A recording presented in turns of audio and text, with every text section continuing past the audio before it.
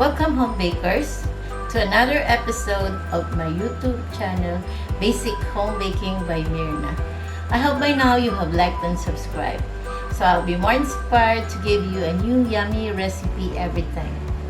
Today, I'm going to teach you how to make one of the most delicious pies here in the Philippines, the buko pie. Buko pie is a Filipino-style coconut pie made from fresh, tender young coconut meat or the buko, made extra special with the addition of the creamy custard filling. This version of mine tastes like the authentic original buko pie in Laguna. So let's start.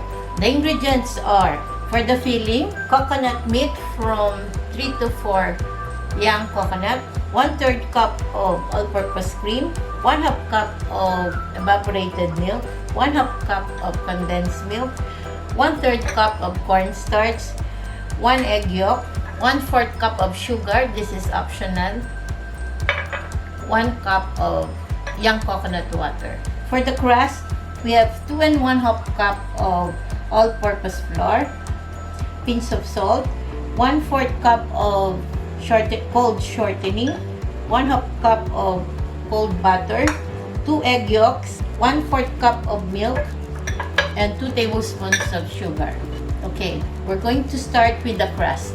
For the crust, we're going to use this blender. We're going to add the flour,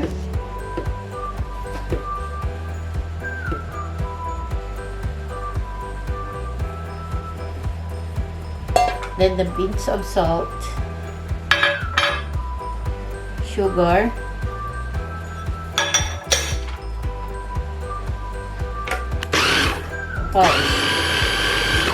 actually you can use this dough cutter to mix your butter with the flour, or you can just use your hands. Use cold butter,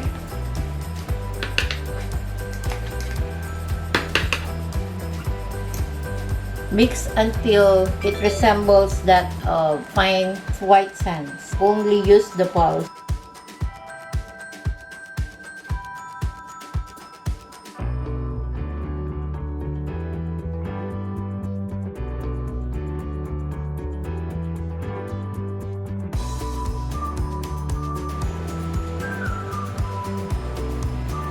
Okay, then we're going to add 1/4 cup of milk. Don't add all. We'll see first if you need to add more. And the 2 egg yolks.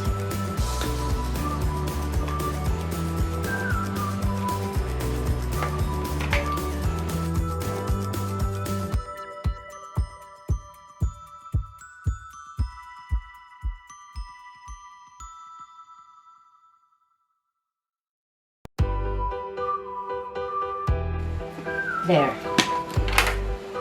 See? It is all combined. You stop when it is all combined.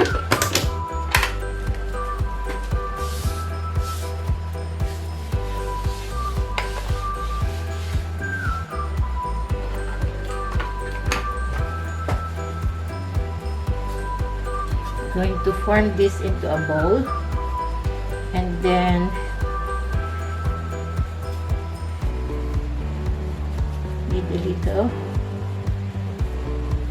there, and then we're going to cut this into 2.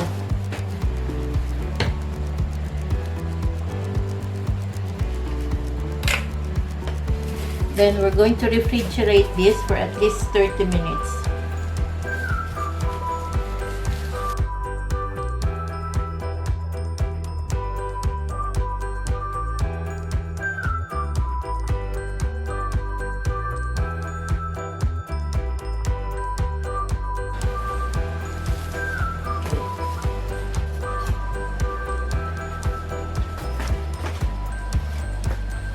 For the filling, we're going to add the liquid ingredients, the condensed milk,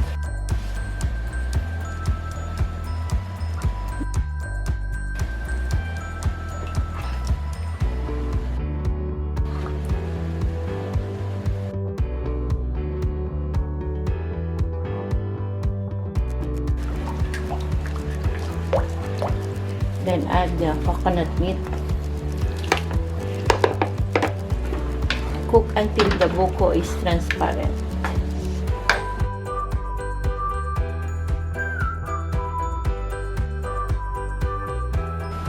Then we're going to add buko water mixed with cornstarch.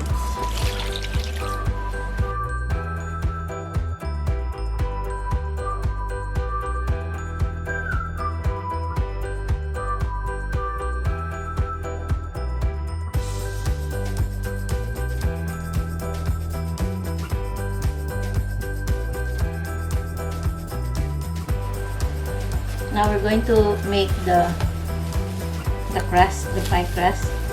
Going to roll this.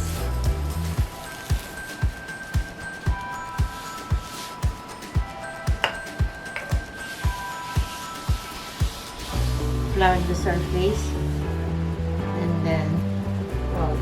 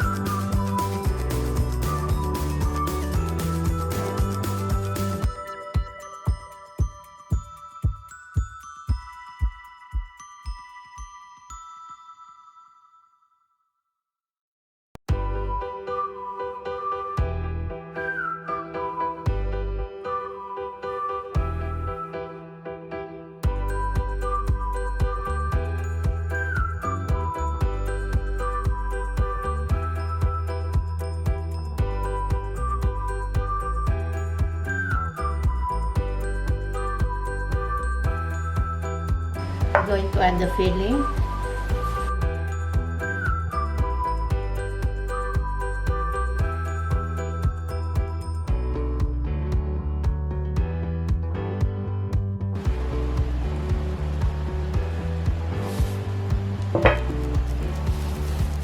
Then the top crust.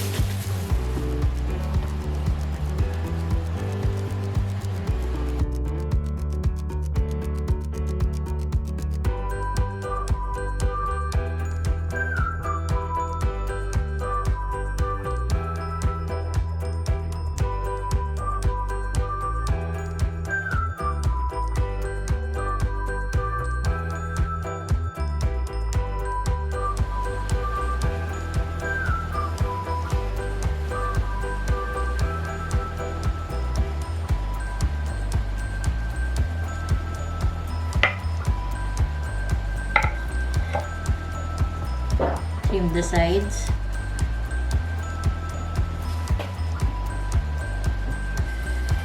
Brush with egg wash. Egg.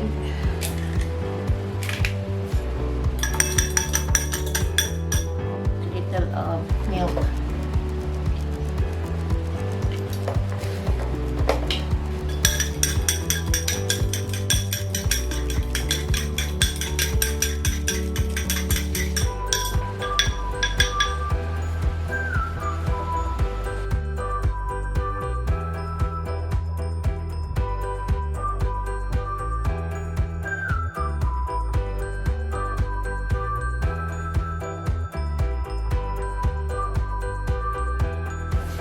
Then we're going to bake this at 300 degrees Fahrenheit for 30 to 45 minutes. Our buko pie is out of the oven. Bake at 300 degrees Fahrenheit for an hour. Now look, the finished product.